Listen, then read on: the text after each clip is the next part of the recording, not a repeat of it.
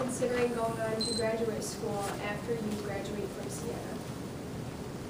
Okay, it's not surprising that a few of you raised your hand because between 10 and 20% of undergraduate students matriculate into a graduate law or a graduate program after school.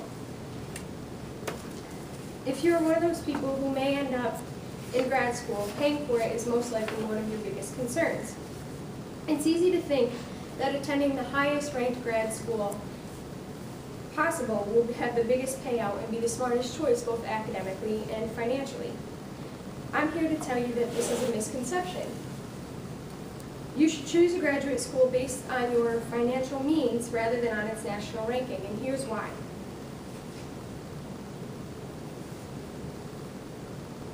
Life happens. If you attend a lower ranked school, tuition will be less expensive, and depending on your credentials, you may even get a really good scholarship or financial aid package. This will enable you to borrow less while in school, and when life happens and it comes time to mortgage a house, buy a car, or even finance a really flashy wedding, you'll have a lot more money and better credit to be able to do so. While choosing a grad school, it's important to pay attention to where you want to live and work after you graduate, not the school's rank. If you attend a school just because it's ranked high, in a location you aren't happy to live, you run the risk of being miserable regardless of how highly the school ranks. Most grad schools, including lower ranked schools, have an excellent employment base in their area. If you choose a school in an area where you picture yourself living and working, you have a good chance of being employed in that area after graduating, even if the school has a lower rank. You learn the same key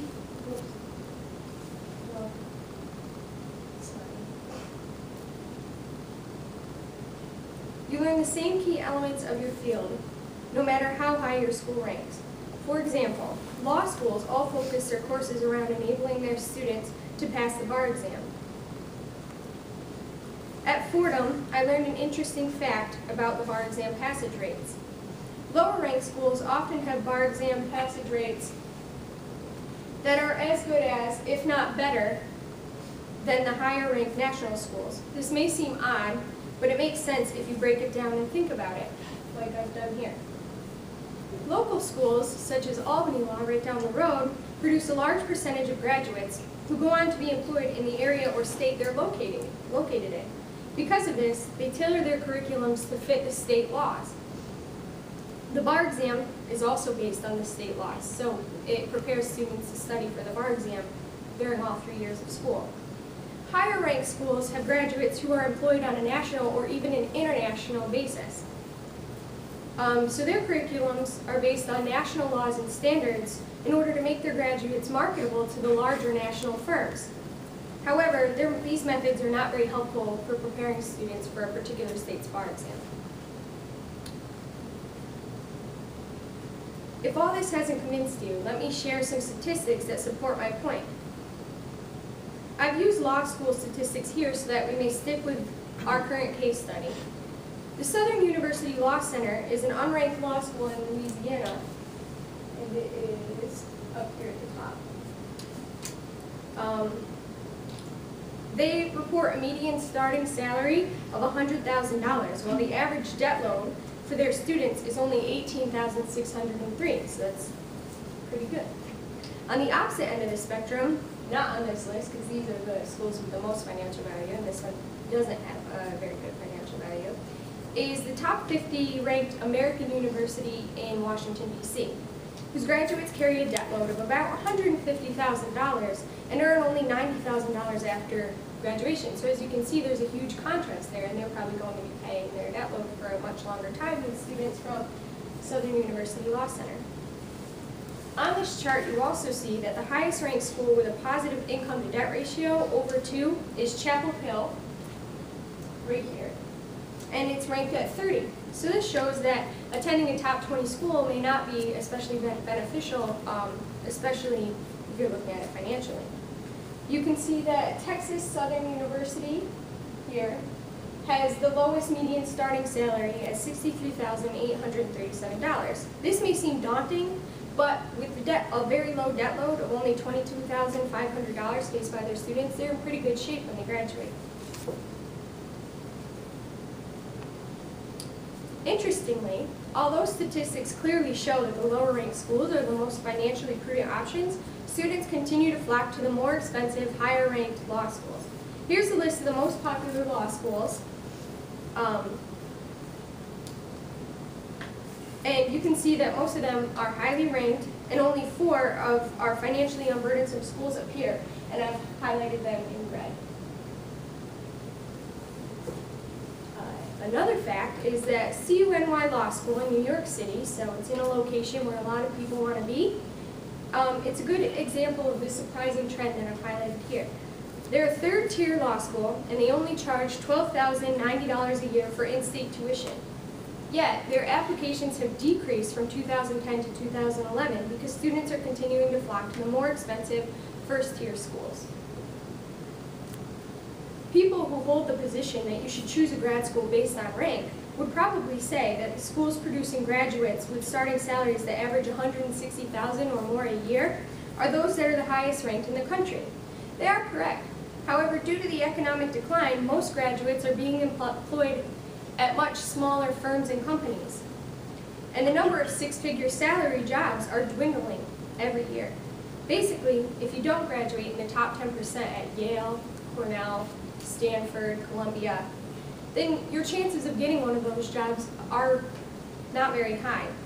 So you might as well prepare for your future and the salary decline by saving money while you're in school. I'm currently in the process of applying to law school. The younger, less informed me, maybe a couple of years ago, would tell you that I'm going to end up at the biggest, flashiest, best, most prestigious law school possible. A wiser, more money-conscious man who has done her research is inclined to tell you that after your first job, no one cares where you got your degree anyway. So I'm more likely to attend a lower-ranked school for practically free. I would say that's not too bad.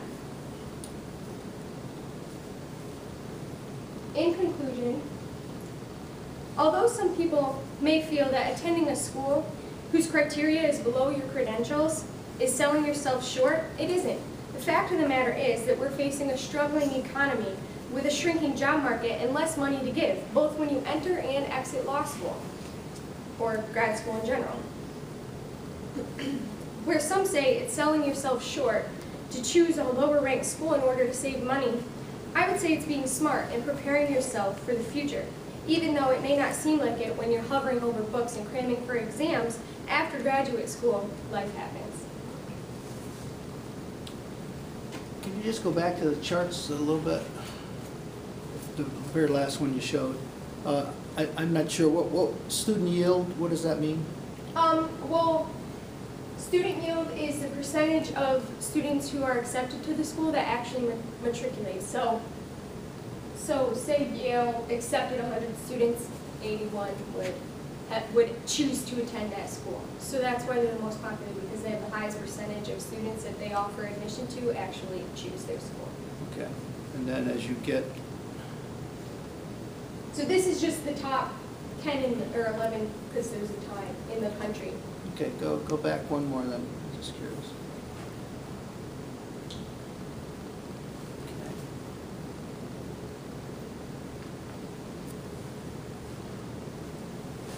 So your best deal there is because your debt is so low.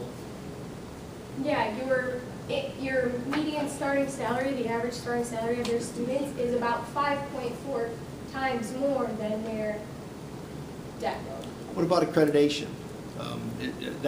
These are all accredited law schools by accrediting agencies. The U.S. News. I got both of these charts from the U.S. News, and so they rank accredited schools, but some schools choose not to be ranked. Usually the ones that don't publish their rank are third-tier schools. So